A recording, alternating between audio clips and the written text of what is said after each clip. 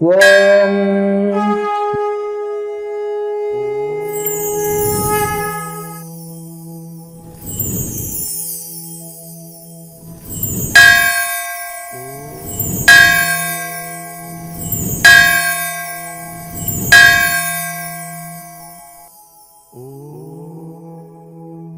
Shri Kriyayoga Dhyana Tapovana Sevashramam charitable trust Govindarayapalli Jnanananda Kriyayoga meditation centre GKMC channel భక్తి సాధన సేవ.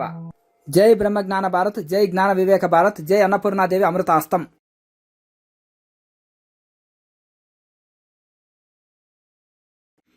అతిథిగా వచ్చినటువంటి గోవిందరాయపల్లి పీఠాధిపతులు శ్రీ జ్ఞానానంద స్వామి గారిని మాకు మార్గదర్శనం చేయవలసిందిగా అభ్యర్థిస్తున్నారు.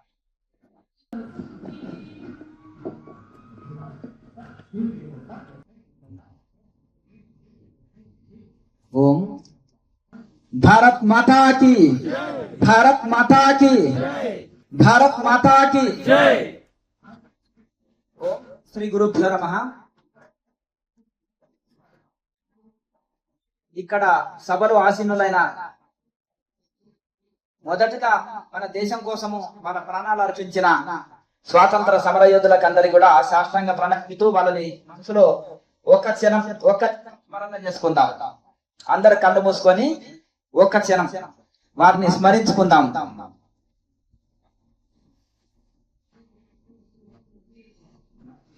ఒకసారి మనస్ఫూర్తిగా మనసులో ప్రణమిల్లి విశ్వవ్యాపకమైన భగవంతుడికి సాష్టాంగ ప్రణమిల్లుతూ, విశ్వ గురు పరంపరకి సాష్టాంగ ప్రణమిల్లుతూ, అలాగే ఈ యొక్క ఆశ్రమం రామకృష్ణ సేవా సమితి శ్రీ రామకృష్ణ పరమహంస వారికి మరియు స్వామి వివేకానందులకి మరియు అలాగే విశ్వగురు పరంపరకి సాష్టాంగ ప్రణమిల్లుతూ సభలో ఆసీనులైన పెద్దలందరికీ నమస్కరించుకుంటూ అందరికీ కూడా 80వ స్వాతంత్ర్య దినోత్సవ శుభాకాంక్షలు.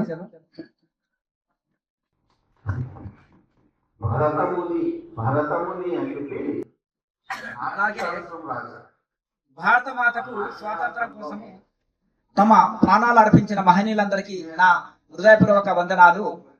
ఈ రోజు మనం జరుపుకుంటున్నది కేవలం ఒక పండుగ కాదు, ఎందరో మహనీయుల త్యాగాల ఫలితము మనకు లభించిన స్వేచ్ఛను, స్వాతంత్ర్యాన్ని, భారతీయ సంస్కృతిని కాపాడుకోవాల్సిన బాధ్యత గుర్తు చేసుకునే పవిత్రమైన రోజు ఇది.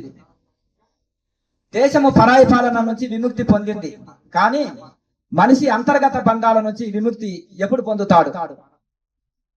మనసు బానిసత్వం నుంచి బయటపడినప్పుడు, చెడు అలవాట్ల నుంచి బయటపడినప్పుడు, ఆ జ్ఞానం నుంచి జ్ఞానం వైపు ప్రయాణించినప్పుడు, కోపము, ద్వేషము, అహంకారము, భయం వంటి అంతర్గత బంధాలను జయించినప్పుడు అప్పుడే మనకు నిజమైన స్వాతంత్రం. అందుకే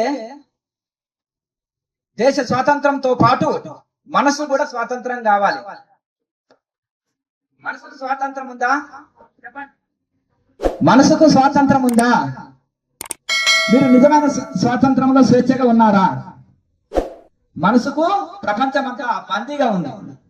మనసుకు కూడా స్వాతంత్రము, నిజమైన స్వాతంత్రం వచ్చినప్పుడే మనకు నిజమైన స్వాతంత్రం వచ్చినప్పుడు. అలాగే దేశ స్వాతంత్రంతో పాటు మనకు మనసు కూడా స్వాతంత్రం రావాలి. అయితే ఆ మనసుకు స్వేచ్ఛను అందించే గొప్ప మార్గంలో ఒకటి యోగం. యోగం కేవలం శారీరక వ్యాయామం కాదు. యోగం అంటే శరీరము, మనసు, బుద్ధి, ఆత్మలను సమన్వయం చేసుకునే మహత్తర జీవన విధానం. యోగము మనిషి ఆరోగ్యవంతుడిగా చేస్తుంది. యోగం కేవలం శారీరక వ్యాయామం కాదు. యోగం అంటే శరీరము, మనసు, బుద్ధి, ఆత్మలను సమన్వయం చేసే జీవన విధానం. యోగము మనిషిని ఆరోగ్యవంతుడిగా చేస్తుంది. ధ్యానము మనసుని ప్రశాంతంగా చేస్తుంది. బ్రహ్మ విద్య మనిషికి తన నిజమైన స్వరూపాన్ని తెలుసుకునే మార్గాన్ని చూపిస్తుంది. అందుకే భారతదేశము ప్రపంచానికి అందించిన మహత్తర యోగ సంపదను ప్రతి ఇంటికి తీసుకెళ్ళాలి. యోగము ప్రతి ఇంటికి ఆరోగ్యం ప్రతి మనిషికి, జ్ఞానము ప్రతి ఉదయానికి చేరాలి. మన యువత భారతదేశ భవిష్యత్తు. యువతలో అపారమైన శక్తి ఉంది. ఆ శక్తికి సరైన దిశ చూపించాలి. మత్తు పదార్థాలు కాదు, ధ్యానం కావాలి. హింస కాదు, యోగం కావాలి. ద్వేషం కాదు, వివేకం కావాలి. నిరాశ కాదు, ఆత్మవిశ్వాసం కావాలి. ప్రతి యువకుడు ప్రతిరోజు కొంత సమయం యోగానికి, ధ్యానానికి కేటాయిస్తే అతని జీవితమే మాత్రం కాదు, సమాజం కూడా మారుతుంది. మన దేశం కేవలం ఆర్థికంగా అభివృద్ధి చెందడం మాత్రమే కాదు, ఆధ్యాత్మికంగా, నైతికంగా, సాంస్కృతికంగా కూడా ప్రపంచానికి ఆదర్శంగా నిలవాలి. మన ఋషులు ప్రపంచానికి ఇచ్చిన మహత్తర సందేశం వసుదైక కుటుంబం. ప్రపంచమంతా ఒకే కుటుంబం. అందుకే భారతదేశ స్వాతంత్రం అంటే కేవలము మన కోసమే మాత్రం కాదు, మానవాళి శాంతి కోసము, ప్రపంచ క్షేమం కోసము భారతదేశం తన జ్ఞానాన్ని ప్రపంచానికి అందించాలి. ఈ స్వాతంత్ర దినోత్సవ సందర్భంగా మనం అందరము ఒక మహా సంకల్పం చేద్దామా? అందరూ చేతి ముందరికి పెట్టండి. దేశాన్ని ప్రేమిద్దాం, యోగాన్ని ఆచరిద్దాం, ధ్యానాన్ని జీవితంలో భాగంగా చేర్చుకుందాం, జ్ఞానాన్ని పెంపొందించుకుందాం, సమాజానికి సేవ చేద్దాం, ప్రకృతిని కాపాడుకుందాం, మానవత్వాన్ని పెంపొందించుకుందాం. భారతదేశము విశ్వగురువుగా ఎదగాలి. భారతదేశం అంటే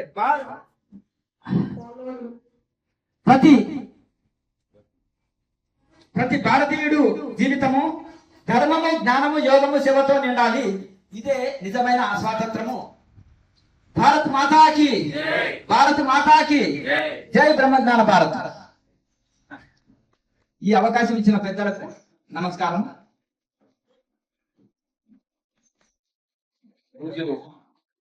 శ్రీ జ్ఞానానంద స్వామి వారు మనకు సరైనటువంటి మార్గదర్శనం చేసి మన లోపల చైతన్యాన్ని, జ్ఞానాన్ని ఉత్తేజపరచాడు. బుర్రలు బుర్రలు బద్దలై పగలకపోతే రాదా రెవల్యూషన్. బుర్రలు బుర్రలు బద్దలై పగలకపోతే రాదా రెవల్యూషన్. మానవ జాతికి శాంతి ఒక్కటే సరియగు సొల్యూషన్ అంటూ శాంతి సందేశాన్ని, మనకు జ్ఞానాన్ని అందించినటువంటి పూజ్య స్వామిల గారికి మరొకసారి సేవా సంస్థ నుంచి మనస్ఫూర్తిగా కృతజ్ఞతాభివందనం తెలియజేస్తూ, కొత్త పాతల మేలు కలయిక థియరీ ప్రాక్టికల్ రెండు మనకి ఇక్కడ ఉన్నాయి. అందుకని ముందు చెప్పాను, స్వాతంత్రం కంటే వచ్చిన వాళ్ళు ముందున్నారు, స్వాతంత్రం వచ్చిన తర్వాత కొందరున్నారు, స్వాతంత్రం మధ్య పీరియడ్ లో పాల్గొన్నటువంటి వాళ్ళు కొందరున్నారు. మనకు 1947 ఆగస్టు 15వ తేదీ స్వతంత్రం రాగానే ఇంకా నైజాం స్టేట్ మనకు అదే విధంగా ఉంది.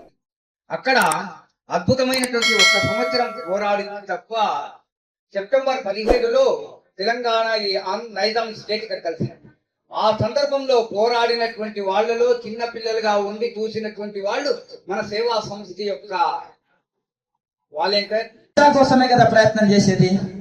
కానీ ప్రపంచంలో డ్రగ్స్, గంజాయి, నల్లమందు, గుట్కా, తంబాకు రకరకాలు ఉంటాయి కదా, వీటికంటే గొప్ప నిశ ఒక దాంట్లో ఉంది. ఏంటిదా చెప్పండి? యోగము ధ్యానంలో ఉంది. కుటుంబాలను మరిపించింది, ప్రపంచాన్ని మరిపించి ఋషులు మరి అరణ్యంలో ఏమి లేకున్నా బ్రహ్మానందంలో ఓలలాడుతున్నారు. ఆ నిశాకు బానిసరైన వాళ్ళే రామకృష్ణ పరమహంస, వివేకానంద స్వాముల వారు, సప్త ఋషులు, స్వామి దయానంద సరస్వతి, మలయాళ స్వామి, ఇటువంటి గొప్ప గొప్ప మహనీయులు, ఎందరో మహానుభావులు, అందరికీ వందనం. వాళ్ళు ప్రపంచాన్ని కుటుంబం మాకు ఒకటి ఉందని లేకుండా వసుదైక కుటుంబం అనే దాంట్లో ఇతరులకు మేలు చేస్తేనే నాకు నేను మేలు చేసుకున్నా అనే స్థితిలో వాళ్ళు ఉండిపోయారు. కనుక మన యువత కూడా మరి ఆ వైపు రావాలంటే ఇప్పుడు చూడండి, పిల్లలకి ఎంతో స్ట్రెస్కు లోనవుతున్నారు. చదివేటప్పుడు గుండెపోటుతో చనిపోతున్నారు, మార్కులు తక్కువ వచ్చినాయని, ర్యాంకులు తక్కువ వచ్చినాయని ఆత్మహత్యలు చేసుకుంటున్నారు. అలాగే మన భారతదేశంలో పుట్టిన యోగ విద్య, ధ్యాన విద్య, బ్రహ్మ విద్య, యోగ విద్యని పిట్లు పిట్లు చేసి విదేశీయులు వ్యాపారం చేసుకుంటుంటే మన యువత లక్షల జీతాల కోసం పరిగెత్తి అర్ధాంతరంగా జీవితాన్ని ముగిస్తున్నారు. మరి యువత వాళ్ళు ఉన్నత లక్ష్యాలు చేరుకోవాలంటే, ఆరోగ్యంగా ఆనందంగా ఉండాలంటే, తల్లిదండ్రులకు సేవ చేయాలంటే, తల్లిదండ్రులను గౌరవించాలంటే, గురువులను పూజించాలంటే, దేశభక్తి దైవభక్తి కలిగి ఉండాలంటే ఏం కావాలి వాళ్ళకి? ఇప్పుడు స్కూళ్ళల్లో ఆ సబ్జెక్టులు ఉన్నాయా? ఇంటి దగ్గర తల్లిదండ్రులు ఎవరైనా చెప్పే వాళ్ళు ఉన్నారా? వాళ్ళని తీసుకుపోయి హాస్టల్లోనన్నా వేస్తున్నాం, లేదంటే ఇంటి దగ్గర పిల్లలకి టైం వేస్ట్ అని ఏ పని కూడా చెప్పట్లేదు. తల్లి ఆడపిల్లలకి పనులు నేర్పేవాళ్ళు, తండ్రి మగ పిల్లల్ని దగ్గర పెట్టుకొని పనులు చేయించేవారు, సంస్కారం చెప్పేవారు. అవ్వతాతలు వాళ్ళకి వాళ్ళ పూర్వీకము వాళ్ళ పొడుపు కథల రూపంలో, మంచి కథల రూపంలో గొప్ప గొప్ప మంచి నీతి కథలు చెప్పేవాళ్ళు. ఇప్పుడు ఆ పరిస్థితి ఉందా? మరి అదే పూర్వము వేదాలు, ఉపనిషత్తులు, శాస్త్రాలు సబ్జెక్టులు ఉన్నాయి గురుకులాల్లో. వాళ్ళకి జ్ఞానం వచ్చేది, ఉద్యోగం వచ్చేది చదువుకుంటే. ఇప్పుడు ఎన్ని పీజీలు పిహెచ్డీలు చేసినా కానీ జ్ఞానం అనేది సున్నా, ఉపాధి అయితే కలుగుతుంది. మరి ఆ సంస్కారం రావాలంటే ఎప్పుడో స్వాతంత్రం రాకముందు సబ్జెక్టులు విద్యార్థులకు ఉన్నాయి. మరి మన బ్రహ్మ విద్య, యోగ విద్య మనకు ఒక సిలబస్ ఉంటే ఈ దుస్థితి మనకు వస్తుండేనా చెప్పండి? ఒక 50 ఏళ్ల కింద పోయినా కానీ శతకాలు ఉండేది.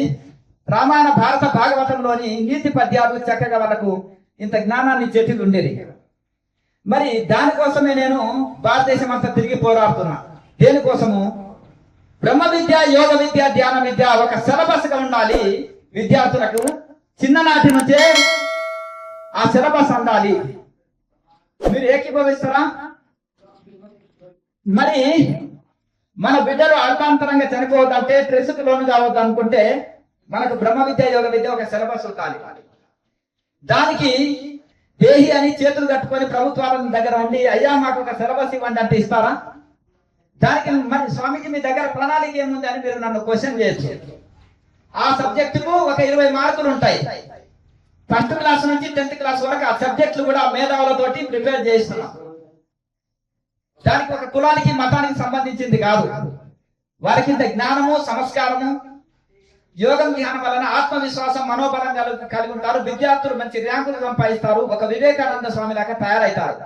ఏకాగ్రతను పెంపొందించుకొని తల్లిదండ్రులను గౌరవిస్తారు. దేశభక్తి దైవభక్తి కలిగి ఉంటారు. వాళ్ళు మీ కుటుంబానికి, వంశానికి మంచి పేరు తీసుకురాగలుగుతారు. చిన్నప్పటి సందే వాళ్ళకి సంస్కారం అందుతుంది. అయితే మొన్ననే యోగా డే రోజు ఒక తీర్మానం చేసినాం నేను. గౌరవనీయులైన ప్రధానమంత్రి వర్యులకి, ముఖ్యమంత్రి వర్యులకి, అలాగే విద్యాశాఖ మంత్రులకి మెయిల్స్ పెట్టడం జరిగింది, లేఖలు రాయడం జరిగింది. తర్వాత మొన్న గురు పౌర్ణమి సందర్భంగా బ్రహ్మజ్ఞాన యోగ విద్య ఐక్య పరిషత్ అని స్థాపించిన 108 మంది స్వాములతోటి. దానికి 111 సంవత్సరాల వయసు కలిగిన స్వాముల వారిని ఈ యొక్క గౌరవ అధ్యక్షుడిగా పెట్టినాం. కనుక ఈ స్వామీజీలతోటి, అంటే దాని పేరు ఏంటంటే బ్రహ్మజ్ఞాన యోగ శంకారవం అనే సభ జరుపుకున్నాం. అటువంటిది 49 సభలు చేస్తాం. అది ఎట్లా అంటే, అంతకంటే ముందు మేము హిమాలయంలో చిన్నప్పుడు వెళ్ళి తపస్సు చేసుకున్నాము. గురువుల ఆశీర్వాదం పొంది మళ్ళీ ఇక్కడ గోవిందాపల్లి ఆశ్రమానికి వచ్చి అక్కడ తపస్సు చేసుకున్నాము. గురువు గారు నేను ఎందుకు వచ్చిందో నాకు గుర్తు చేయడం వలన యోగము, ధ్యానం, క్రియాయోగము దీక్షలు ఇవ్వడం, ఒక పుస్తకాలు రాయడం, 2014లో తెలుగు రాష్ట్రాలంతా తిరగడం, మళ్ళీ గోవిందాపల్లికే పరిమితం అయ్యున్నాను. అయితే కోవిడ్ తర్వాత మళ్ళీ కాలమాన పరిస్థితుల వలన దుఃఖంలో కూరుకుపోయింది దేశమంతా. ఆర్థికంగా, ఆరోగ్యపరంగా, మానసికంగా అంతా కుంగిపోయి, నష్టపోయి దుఃఖాల్లో ఉన్నారు. అప్పుడు చాలా మంది యోగా క్లాసులకు, ధ్యానం క్లాసులకు చాలా అటెండ్ అయ్యారు. అంటే యోగం అంటే మన ఆసనాలు చేయడానికి మన జీవితమే సరిపోదు. పతంజలి మహర్షి సమస్త యోగ శాస్త్రాలు ఉపనిషత్తు గురువుల నుంచి వచ్చింది. ఇది ఉపనిషత్తులకెళ్ళి అంతా భగవద్గీత యొక్క కడివెడి పెరుగులకెళ్ళి పిడికడి వెన్న తీసినట్టు, పతంజలి సూత్రాలు కూడా యోగోపనిషత్తులకెళ్ళి కడివెడి పెరుగులకెళ్ళి పిడికడి వెన్న తీసినట్టుగా పతంజలి సూత్రాలు అందించారు. ఆ పతంజలి సూత్రాల సారమే సాధన పాదంలో తపస్వాధ్యాయ ఈశ్వర ప్రధానాన్ని క్రియాయోగాన్ని అందించారు. అంటే ఇది ఒకటి చేస్తే మల్టీవిటమిన్ టాబ్లెట్ వేసుకుంటే చాలు. అంటే మిక్సింగ్ ఫ్రూట్ జ్యూస్ తాగితే మనకు అంతా అందుతుంది. కడివెడి పెరుగు తాగలేం, మనం కడివెడి పాలు తాగలేము. పిడికడి వెన్న తీస్తే ఆ సారం అంతా మనము తీసుకున్నట్టు. అలాగే ఈ క్రియాయోగం అని అందించాలి. ఇందులో ఆసన, ప్రాణాయామ, ముద్ర, బంధన, క్రియాస అన్నీ ఉంటాయి. సింపుల్ గా ఉదయం ఒక గంట, సాయంత్రం ఒక గంట చేసుకుంటే ఇక సరిపోయా. మనం ఫ్లైట్ ఎక్కిన మనకు కాశీ విశ్వనాథుని గంటన్నరలో దర్శనం చేసుకుంటాం. నడిచి వెళ్ళాలన్నా, బస్సులన్నా, మిగతా మార్గాలు ఇది. ఇందులో భక్తి ఉండదా? తపస్సు అంటే ధ్యానం ఉంటుంది. స్వాధ్యాయం అంటే వేదాంత విచారణ, ఆత్మానాత్మ విచారణ. మనం ఎందుకు వచ్చినాం, ఎక్కడి నుంచి వచ్చినాం, ఎక్కడికి వెళ్ళాలి, జీవాత్మ ఏంది, పరమాత్మ ఏంది అని వాటి సారం అంతా వేదాంత విచారణ ఉంటుంది. సెల్ఫ్ ఎంక్వైరీ ఉంటుంది. ఈశ్వర ప్రణిధానాన్ని, ఈశ్వర ప్రణిధానత్వ అంటే ఇప్పుడు మనము భగవంతునికి సంపూర్ణ శరణాగతి కాకుండా ఎన్ని యజ్ఞాలు, హోమము ఎన్ని చేసినా లాభం లేదు. మనం సనాతన ధర్మం అని ఇప్పుడు యూట్యూబ్ లో ఇక్కడక్కడ వింటాం. అసలు సనాతన ధర్మం అంటే ఏంటిది? పూజలు చేసుకోవడమా, హోమాలు చేసుకోవడమా? ఏంటిది సమాధానం? ప్రతి మంచిలో సత్యము, ధర్మము, నీతి, నిజాయితీ, దేశభక్తి ఇవన్నీ కలిగి ఉండాలి. తల్లిదండ్రులని సేవించాలి, గురువులను పూజించాలి, దేశభక్తి, దైవభక్తి కలిగి ఉండాలి. ప్రతిరోజు మనం గుడికి వెళ్ళాలి, భగవద్గీత లాంటి శాస్త్రాన్ని చదువుకోవాలి, రోజు ధ్యానం చేసుకోవాలి, మంచి సంస్కారం కలిగి ఉండాలి. ఇదేమి లేకుండా మనము సనాతన ధర్మం అంటే సనాతనం నుంచి వచ్చింది ఇదంతా కూడా. ఇది ఒక మతానికి సంబంధించింది కాదు, సర్వమానవునికి ఆచరణీయం. అయితే ఇప్పుడు మనము ఆ సిలబస్ కోసము అయితే ఇప్పుడు మనం అంతటా మేము ఆశ్రమంలో క్లాసులు పెట్టడంతో పాటు హైదరాబాద్ లో చెప్తే బాగుంటుంది. అంటే అక్కడ ఎడ్యుకేషన్ వాళ్ళు బాగా ఎంప్లాయీస్ వాళ్ళంతా కూడా బాగా కనెక్ట్ అయ్యారు. స్వామీజీ మా జిల్లాలో పెడితే బాగుంటుంది అంటే దానికి జ్ఞానానంద గమ్యం 50 ప్రోగ్రామ్స్ అని, G50 ప్రోగ్రామ్స్ అని జిల్లా తిరిగి క్లాసులు చెప్తుంటే చాలా మంది ఆశ్రమానికి రాలేని వాళ్ళు అందరూ సద్వినియోగం చేసుకుంటున్నారు. అయితే ఆ క్లాసులలో మరి మీ ప్రణాళికలు ఏంటి స్వామి? ఈ యొక్క బ్రహ్మ విద్య, యోగ విద్య పెట్టాలంటే అంత ఈజీగా కాదు కదా. మీ ప్రణాళిక ఏమిటంటే అక్కడ నేను బ్రహ్మ విద్య, యోగ విద్య కోసం సపోర్ట్ గా ఉచిత మెంబర్షిప్లు ఇస్తున్నా. ఇప్పటి వరకు 2-3 లక్షల మందికి ఉచిత మెంబర్షిప్లు ఇచ్చిన. సర్టిఫికేట్ కూడా ఉంటుంది దానికి ఒకటి. ఇప్పుడు మన బ్యాగ్ లో ఉంటుంది, చూపిస్తాను లాస్ట్ కు. కరపత్రం కూడా అందరికి అందజేస్తాను. మా ఆశయాలు ఏంటిది, గోల్స్ ఏంటిది, సాధన చేసేటప్పుడు ఎటువంటి ప్రతిజ్ఞ చేసుకుంటాం అనేది ఇస్తాను. అయితే నేను మా గురువు గారు ఆదిత్యనాథ్ యోగి గారికి మంచి మిత్రులు, కానీ వారికంటే సీనియర్. మా గురువు గారికి 75 సంవత్సరాలు ఉంటాయి. మీరు ఆచార్య మహామండలేశ్వర అవధేశానంద గిరిజీ మహారాజ్ అని గూగుల్లో కొడితే వస్తుంది. వారు 6 PhDలు, 8 డాక్టరేట్లు పొంది 10 లక్షల హిందీ కూడా లేని గరీబ్ వాళ్ళకి వారు ఏం చేశారంటే PG వరకు చదివించారు. అలాగే ఎంతో మందికి ఎంతో సేవ చేశారు. ప్రధానమంత్రులు కూడా వారి ఆశీర్వాదం తీసుకొని పోతుంటారు. కుంభమేళాలు వారి ఆధ్వర్యంలో జరుగుతాయి. జీవనాకాడ అంటే భారతదేశంలో 13 అఖాడాలలో పెద్దది. 80% సాధువులు జీవనాకాడాలు అంటే, మిగతా అఖాడాల్లో 20% ఉంటారు. వీళ్ళు ఏది తీర్మానం చేసినా, ఏది మాట్లాడినా వీళ్ళది చెల్లుబాటు అవుతుంది. కనుక అక్కడ గురువు గారు నాకు ఆదేశించింది ఒకటే, మీరు తెలుగు వాళ్ళు కాబట్టి అక్కడ తెలుగు ప్రజలతో పాటు సౌత్ ఇండియా మొత్తం మీరు మన యొక్క ఈ యొక్క శంకరాచార్య పరంపరలో మనం ఏదైతే ఉన్నామో అద్వైత ధర్మాన్ని అలాగే ప్రజల్లో మంచి యోగము, ధ్యానము ఇదంతా అందరిని యోగం వైపు నడిపించాలి. యోగం లేని భారతదేశం లేదు, యోగం చేయకుండా భారతీయుని అనే హక్కు లేదు అని వివేకానంద స్వామి అంటారు. కనుక యోగం అంటే not a physical exercise, not a mental exercise. మనము జీవాత్మని పరమాత్మలో కలిపి అనుసంధానం చేయడమే యోగం ఇక్కడ. అందుకనే ఆ యోగ సారం అంతా మార్చి మనకు ఇందులో సింపుల్ గా కొన్ని ముద్రాలు, కొన్ని ఆసనాలు, ప్రాణాయామతోటి దైవంతో కనెక్ట్ కావచ్చు.